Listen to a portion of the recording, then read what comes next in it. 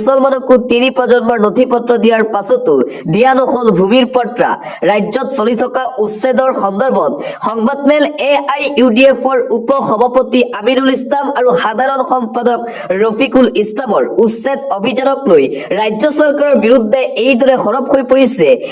AIUDFৰ বিধায়কসকল অবৈধ আৰু বৈধ লোক কোন তাক লৈ প্ৰশ্ন উত্থাপন কৰিছে AIUDF দলে মুখ্যমন্ত্ৰী মুছলমান আৰু আমাৰ হোৱাটো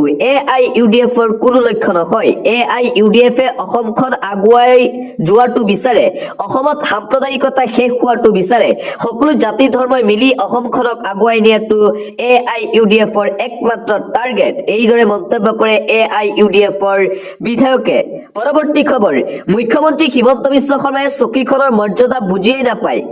সুৰেখে সুৰৰ ঠেং দেখে কংগ্ৰেছক মেকুৰী বোলা কথাষাৰ মুখ্যমন্ত্ৰীয়ে ভালকৈ বুজিব কংগ্ৰেছ মেকুৰীৰ দৰে নহয় কোনেও কাকো উপহাস কৰিব নালাগে যোৱাকালি মুখ্যমন্ত্ৰী হিমন্ত বিশ্ব শৰ্মাই কংগ্ৰেছ দলক মেকুৰীৰ লগত তুলনা কৰিছিল আৰু তাৰ পিছতেই মুখ্যমন্ত্ৰীৰ বিৰুদ্ধে এইদৰে সৰব হৈ পৰিছে কংগ্ৰেছ নেত্ৰী মীৰা বৰঠাকুৰ পৰৱৰ্তী খবৰ 6 জনগোষ্ঠীক জনজাতিকৰণ কৰা মানে অসমীয়া জাতিটো সুৰক্ষিত হৈ থকা বিৰোধী অখিল গগৈ গৌৰৱ গগৈ লুৰিণজ্যোতি গগৈয়ে প্ৰতিবেদনখনক যে বাৰে বাৰে ভুৱা বুলি কৈছে তাৰ মানে তেওঁলোকে খাপ হৈ খুটিছে বেছ হৈ জাৰিছে কংগ্ৰেছে 15 বছৰ শাসন কৰিলে কিন্তু জনজাতিকৰণৰ ক্ষেত্ৰত কোনো ধৰণৰ পদক্ষেপ গ্ৰহণ নকৰিলে এই মন্তব্য জাতীয় সংগ্ৰামী সেনা অসমৰ কেন্দ্ৰীয় সমিতিৰ সভাপতি চিতু বৰুৱাৰ 6 জনগোষ্ঠীৰ যি প্ৰতিবেদন সেই প্ৰতিবেদন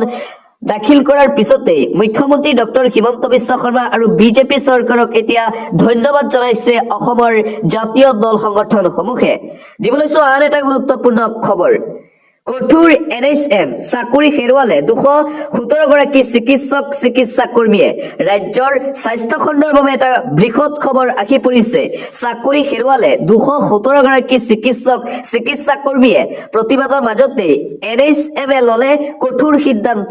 কোনো ধৰণৰ আগতীয়া জাননী নিদিয়াকৈ হঠাৎ চাকৰিৰ পৰা অব্যাহতি সমকামৰ সম অধিকাৰ বিচাৰি প্ৰতিবাদ কৰিছিল চিকিৎসা কৰ্মীয়ে গ্ৰামাঞ্চলৰ স্বাস্থ্য কেন্দ্ৰত কৰ্মৰত আছিল NHMৰ চিকিৎসকসকল প্ৰতিবাদৰ উলটা প্ৰভাৱ NHMৰ চিকিৎসক আৰু চিকিৎসা কৰ্মীৰ ওপৰত এবছৰৰ ঠিকাভিত্তিক চাকৰিত নিয়োজিত হৈ আছিল এই কৰ্মীসকল বিগ ব্ৰেকিং নিউজ চৰকাৰী মাটিত যতে মিয়া মুছলমান থাকিব তাতেই উচ্ছেদ হ'ব উচ্ছেদ কেতিয়াও থমকি নৰয় মুখ্যমন্ত্ৰী হিমন্ত বিশ্ব শৰ্মাই এই মন্তব্য কৰিছে হিমন্ত বিশ্ব শৰ্মা মুখ্যমন্ত্ৰী থকালৈকে মিয়া মুছলমানৰ ৰক্ষা নহব যতে চৰকাৰী মাটিত মিয়া মুছলমান বহিছে তাৰ পৰাই উচ্ছেদ কৰা হ'ব বুলি ডাঙৰ মন্তব্য কৰিছে হিমন্ত বিশ্ব শৰ্মাই শ্যামকাৰু মহন্তক ৰেহাই দিবলৈ এটা পৰিৱেশ সৃষ্টি কৰিছে হিমন্ত বিশ্ব শৰ্মাই জুবিন গাৰ্গৰ মৃত্যুৰ তদন্তৰ সকলো তথ্য মুখ্যমন্ত্ৰী হিমন্ত বিশ্ব শৰ্মাই কেতিয়াও ফাদিল নকৰে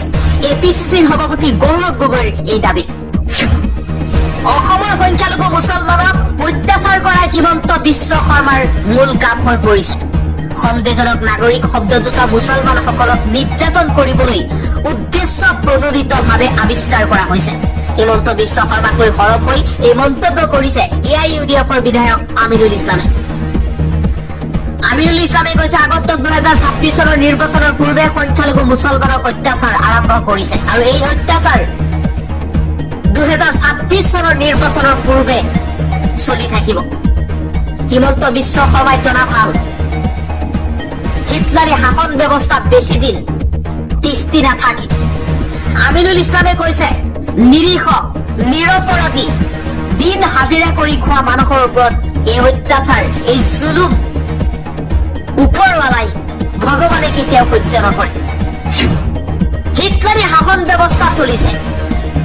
সমগ্ৰ দেশজুৰি অত্যাধিক বুজাত ইজনৰ পাছত সিজনকৈ BLOৰ মৃত্যু দায়িত্বপ্ৰাপ্ত ব্যক্তি মৰি যাওক কিন্তু সম্পূৰ্ণ হ'বই লাগিব SIR মোদীৰ গৃহ ৰাজ্যত SIRৰ কামত জড়িত বিষয়াৰ পঞ্চমটো মৃত্যুৰ ঘটনা ভোটৰ ব্যাপক খেলিমেলিৰ প্ৰসংগই সৰ্বত্ৰে চৰ্চা লাভ কৰা সময়তে SIRৰ প্ৰাসংগিকতাক লৈ সৰব হৈ পৰা বিজেপিৰ কাম কাজত ভিন্ন প্ৰশ্ন আৰু আশংকা উত্থাপন হৈছে